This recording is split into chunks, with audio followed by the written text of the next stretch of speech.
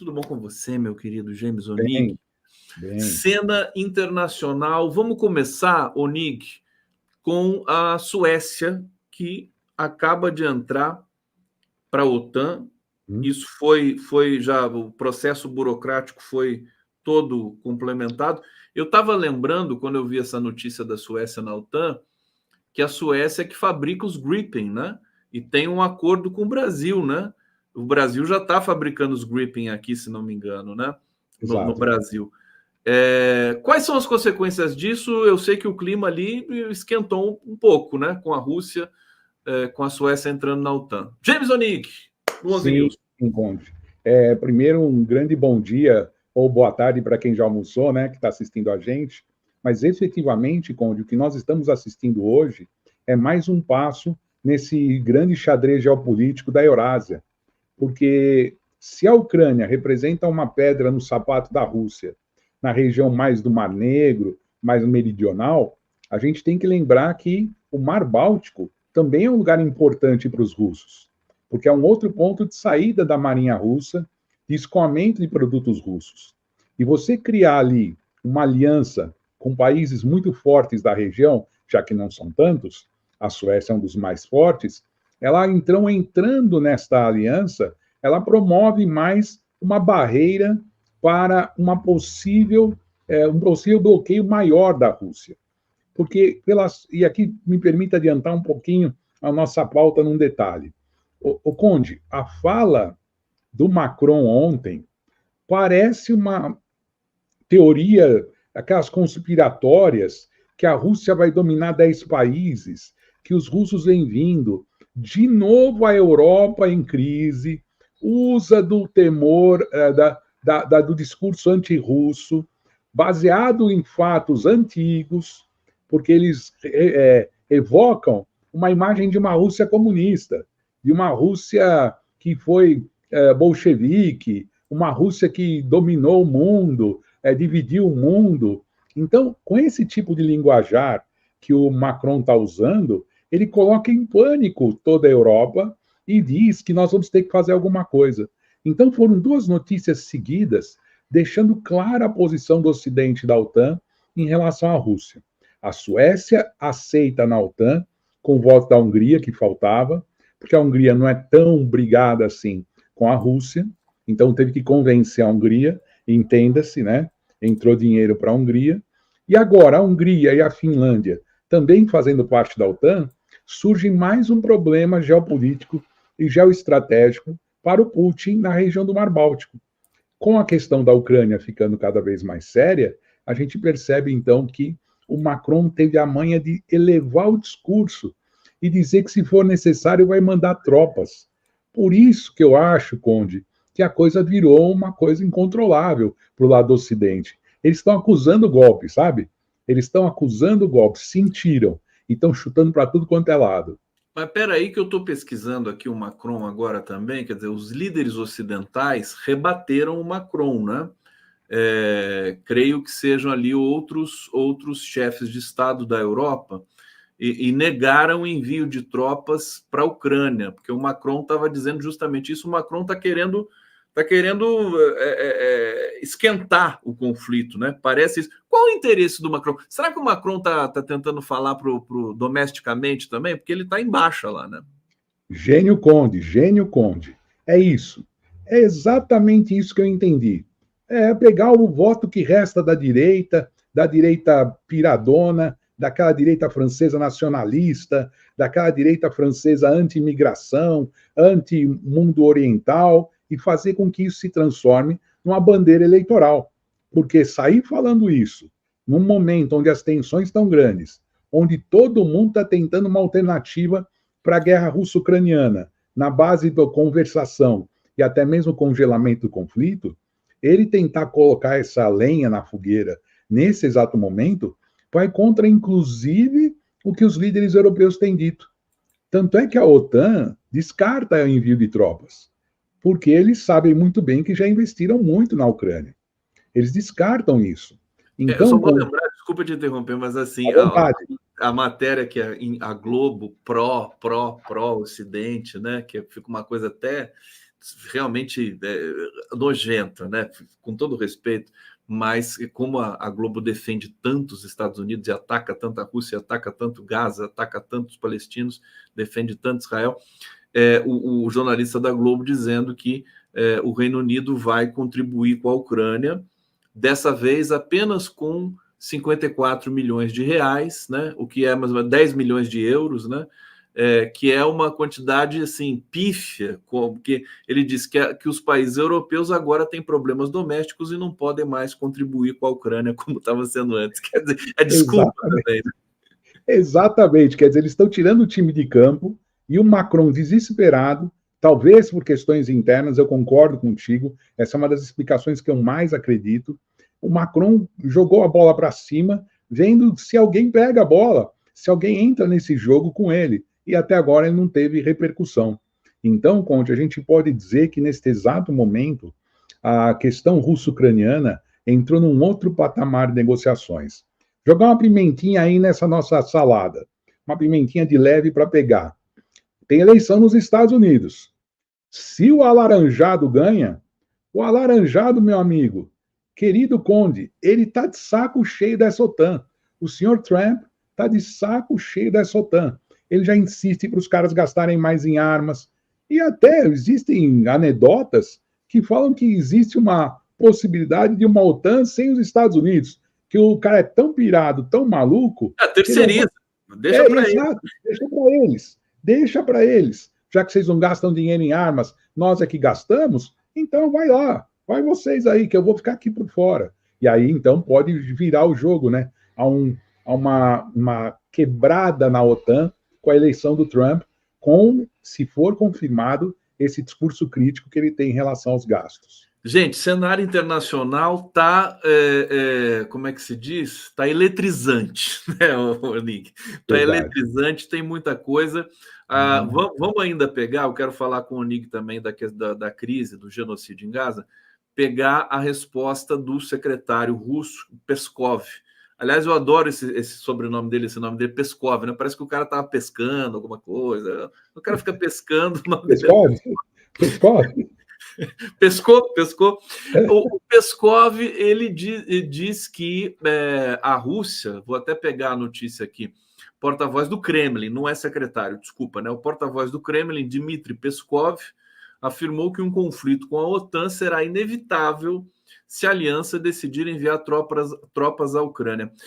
O resultado até aqui desse conflito Ucrânia, né, criado artificialmente pelos Estados Unidos, acho que ninguém tem mais dúvida disso, né? O resultado concreto nesse momento é que a Rússia ficou mais forte, sanções não deram em nada, Putin ficou mais forte, a Rússia se voltou para a China e para o mundo árabe com muito mais força. A Rússia adquiriu ali 20% do território ucraniano, já está incorporado ao território russo, e ficou um sabor imenso de derrota para a Ucrânia, para a Europa e para os Estados Unidos até aqui. Quer dizer, a Rússia não vai se intimidar agora se a OTAN quiser ir para cima dela, ela vai enfrentar a OTAN. Esse é o ponto. O que você pode dizer para a gente sobre isso, querido? Eu concordo com você. E nesse sentido, Conde, a coisa se transforma numa coisa mais complexa do que o próprio conflito russo-ucraniano. Não só pela amplitude da OTAN, porque aí sim nós podemos começar a falar de um conflito europeu de escala mundial. E sempre é um conflito europeu de escala mundial, porque efetivamente os Estados Unidos, aliados da OTAN, e a China, aliada da Rússia nesse sentido, podem também entrar no jogo de uma forma um pouco mais séria, mais pesada. Então, o que nós estamos assistindo nesse jogo de falações, de retóricas, que complementaram a entrada da Suécia dentro da OTAN, é que os dois lados já têm cenários marcados de conflitos que podem se ampliar territorialmente e politicamente. Nós sabemos que estamos vivendo uma fase de muita disputa entre dois conceitos de governança global. Aquele que privilegia ainda os países do norte e aquele que inclui o sul global numa nova administração mundial capaz de fazer uma equidade geopolítica. A gente tem que olhar que a Rússia é um parceiro do Brasil nos BRICS, e isso também pode influenciar a gente. Então, realmente, nós assistimos nas últimas horas ou dias, uma mudança desse xadrez, ampliando um pouco mais as possibilidades, já que o teatro ainda é na Ucrânia, mas as possibilidades cresceram muito de uma escaramuça, um incidente, algum problema naquela linha que vai da Polônia até o Mar Negro. Isso realmente criou uma situação muito, muito preocupante. James Onig aqui no 11 News, sempre lembrando para vocês aqui darem um like na nossa transmissão, isso é importante para a gente, se inscreverem também no nosso canal, por favor. Olha lá, o James Onig está inscrito, você está inscrito aqui com a gente, não está? Sim. Olha só, o Vlad está dizendo aqui, Conde, ótimo entrevistador e ótimos entrevistados. Não, eu sou bom entrevistador porque os entrevistados são maravilhosos. É isso, né? Fica fácil entrevistar assim. O Walid Rabah, Breno Altman estão empoderados pelas verdades ancestrais do povo palestino.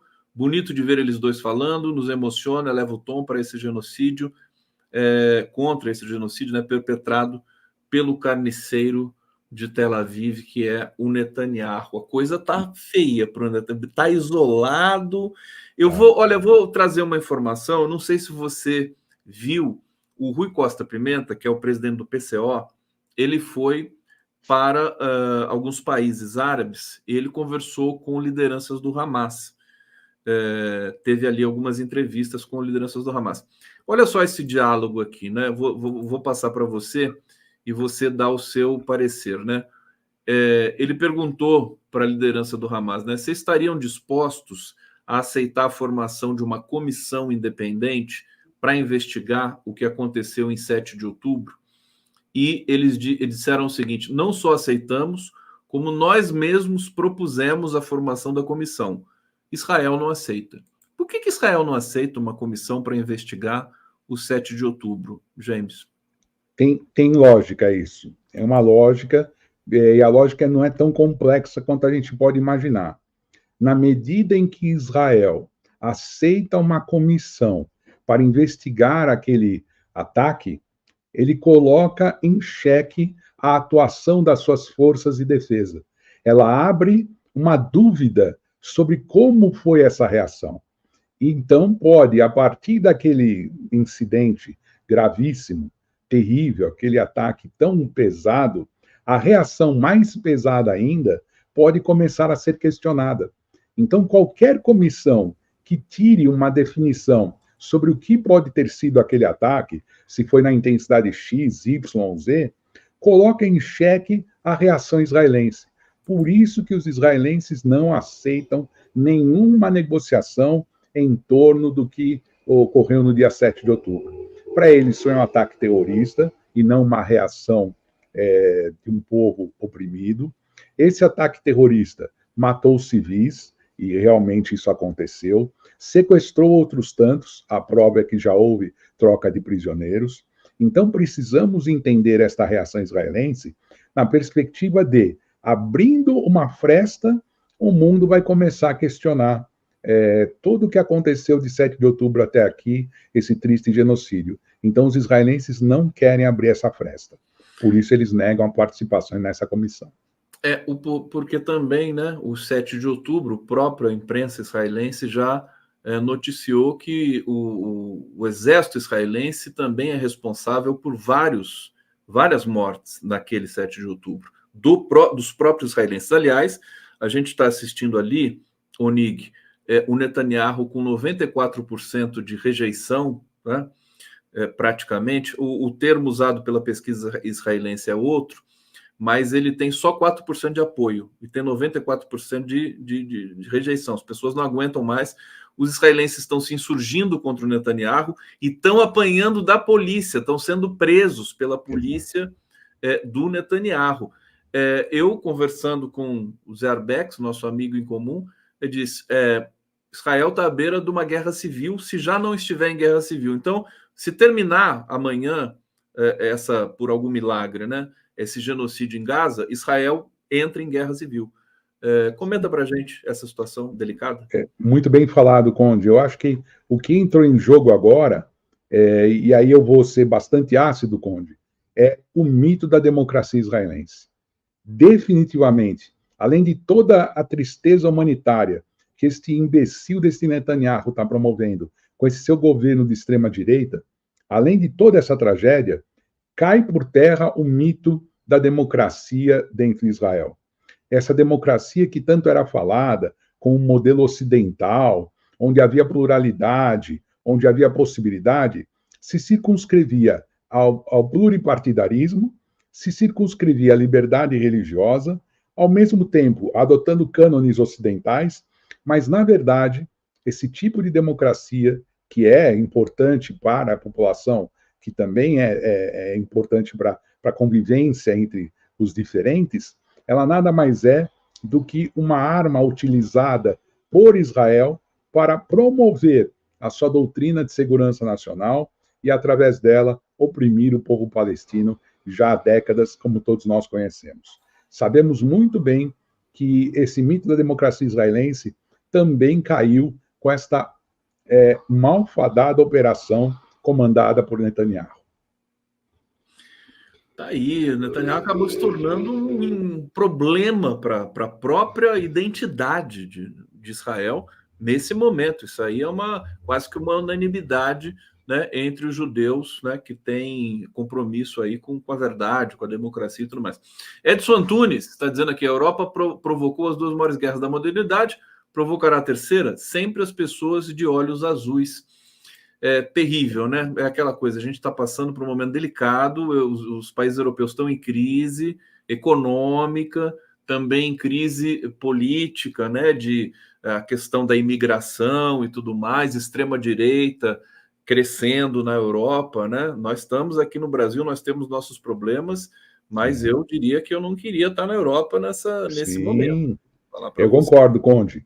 Eu concordo, e isso é muito importante você ter lembrado, porque, pegando a fala do nosso amigo do Edson, a gente pode perceber, por exemplo, a economia alemã estagnou.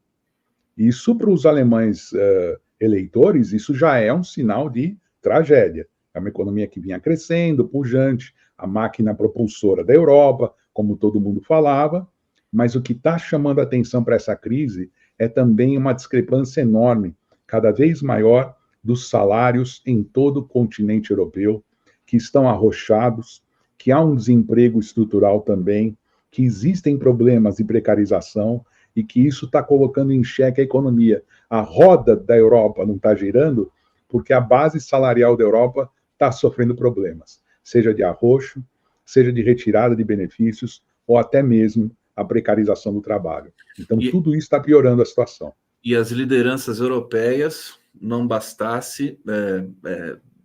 acho que é a pior geração, né, de líderes e confusos, né? A gente está vendo que o Macron tá se confundindo todo. Ele que não é uma figura incompetente, mas ele está se confundindo nesse momento ali nas ações. E o Olaf Scholz, ele já se consagrou como um grande covarde também, né, o Nick? Entrou pela porta da frente e vai sair pela porta do fundo, né? Com certeza uma situação dramática política de Olaf Scholz. Você falando, me lembrei da Meloni, da Itália, porque a herança que ela recebeu dos votos inclui parte dos votos que vem da turma do falecido Berlusconi. E a gente sabe muito bem que o Berlusconi não era tão contra o Putin. Pelo contrário, eles tinham uma certa afinidade e conversação antes das grandes crises que nós observamos. Então, Macron está falando sozinho. Macron está falando sozinho por enquanto. A longo prazo, me parece que a Rússia, né, ela acabou se dando muito bem com essa história toda, né, com essa questão da Ucrânia, sem querer fazer nenhum tipo de julgamento aqui ou tomar partido, mas é o que a gente está assistindo.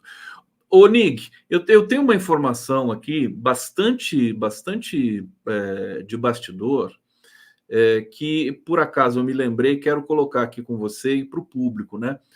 Tem uma informação de que o Hamas inutilizou mais de 1.000 tanques israelenses na invasão por terra. E os tanques israelenses, segundo consta, são os mais avançados do mundo, né? São dispositivos assim de altíssima tecnologia, né? E esses tanques foram inutilizados, evidentemente, por bombardeio, por míssil e tudo mais, dentro do território de Gaza. E não tem como tirar esses tanques dali de dentro agora. Isso inviabiliza, segundo o analista que me passou essa informação, inviabiliza essa tal invasão de Rafah, né? Na verdade, ele me disse o seguinte: o Netanyahu não tem condições de invadir Rafah. E está se chegando, né? Está ameaçando, meio que bravateando, porque a movimentação em Paris de cessar-fogo e tudo mais é para que não haja essa invasão de Rafah, que seria um desastre total. Comenta para a gente essa situação. Procede sim, Conde, procede. Tem fundamento, mas principalmente quando a gente usa a palavra inutilizar, é uma questão logística, né? Alguns tanques passaram por explosões pequenas que precisam ser consertados. Outros foram totalmente aniquilados. É a guerra urbana, né? Porque, na verdade, essas cidades têm ruas, essas cidades têm esquinas, essas cidades têm passagens, por onde, então, os guerrilheiros do Hamas continuam atirando contra as tropas israelenses. No caso de Rafah, a ameaça do Netanyahu pode se concretizar, na minha modesta e humilde opinião, de uma outra forma. É o chamado aperto do cerco. Eles apertarem cada vez mais o cerco em torno de Rafah, evitarem que haja entrada de qualquer alimento, remédio, que já está difícil, que já está mais difícil, e nem sempre entrar dentro de Rafah. Então, quando a ofensiva para entrar nessa região, ela pode ser feita por tropas terrestres. Lógico que o apoio dos tanques é muito importante. Lembro também, Conde, que o exército israelense, sim, tem alta tecnologia e tem muitas outras armas que podem ser utilizadas. Mas a notícia procede, eu concordo com o analista, de que realmente isso dificulta muito a ação de Israel exatamente dentro de Rafah. São informações que não chegam para o Brasil, infelizmente. Você tem que garimpar muito, né, para ter acesso a esse tipo de informação, mesmo na mídia internacional alternativa, porque eles escondem, né? Eles têm Sim. muito poder de esconder, por exemplo, essas vitórias pontuais aí do Hamas. O Hamas, né, num certo sentido também, está impondo uma derrota terrível para Israel, porque Israel está 5 meses, né, matando crianças e mulheres ali, e não tem nenhum resultado prático para oferecer com relação àquele objetivo de acabar com o Hamas. Sem dúvida. Por isso que a população israelense está contra o Netanyahu, né, Onig? Exato. Para terminar, meu querido James Onig, sempre um prazer ouvir, um privilégio ouvir o James Onig aqui, grande professor, que traz com toda essa serenidade, né, essas avaliações importantes para a gente entender o que está acontecendo ali. Possibilidade do cessar-fogo. Parece que os Estados Unidos estão empenhados nisso, até por uma questão doméstica, de eleições e tudo mais. O Biden está sofrendo muita pressão, né? E aqui a gente tem, inclusive, vou pegar aqui o título de uma matéria da Carta Capital, né? Estados Unidos vislumbram acordo de trégua entre Israel e Hamas na próxima semana. Muita gente dizendo que o acordo está avançando, mas aí a gente sabe do imponderável e de que Israel também costuma não ter palavra, né? Ele vai, diz que vai, depois não vai. O que você pode dizer para a gente sobre isso? Conde, eu acompanhando os grandes especialistas, pessoas que analisam corpo a corpo essa situação, que estão na Europa conversando com alguns negociadores que têm acesso a eles, realmente andou bem o processo para se chegar a um acordo de paz. E eu queria fazer uma costura por fora, porque nesta semana, no começo dessa semana, nós tivemos uma notícia da renúncia do gabinete da Autoridade Palestina. Então, essa renúncia do gabinete da Autoridade Palestina deve incluir algum tema em relação a essa negociação. Ou seja, vão trazer a Autoridade Palestina para a negociação, a Autoridade Palestina vai ser o intermediário disso, e por isso que necessita formar um governo mais amplo entre os palestinos, até mesmo uma conversação entre os antigos rivais Hamas e OLP. Então, a partir daí, eu comecei a ter uma visão um pouco menos negativa, mais otimista, de que pode sim sair um acordo de paz, incluindo a Autoridade Palestina, para legitimar esse acordo e encaminhar definitivamente a formação de um Estado Nacional Palestino completo, que inclua a volta dos imigrantes, que inclua discussões territoriais e permita que os palestinos tenham a sua autodefesa respeitada. Então, eu concordo nesse sentido. O problema é como lidar com Israel, que não cumpre, costuma não cumprir acordos, né? Pode então, voltar atrás. É um problema, né? Se você consegue construir um acordo desse, mas daí vai passar 2, 3 anos e Israel vai de novo para cima, né, dos palestinos. Precisa ter uma concertação, acho que mais forte internacional, com participação da China, de Rússia e tudo mais, Concordo. né? O NIG do Brasil, é claro, que se tornou uma liderança aí inconteste, né, na cena internacional. Sem dúvida. James Onig, público maravilhoso aqui do 11 News, muito obrigado pelo carinho, pela presença, pelo engajamento. Deem um like na transmissão, inscrevam-se no canal, continuem com a nossa programação. Temos muita coisa para vocês aqui dentro da TVT, dentro do Coletivo do Conde. Onig, excelente semana para você. Semana que vem. Você também, amigão. De novo. Obrigado. Tchau, gente. Muito obrigado.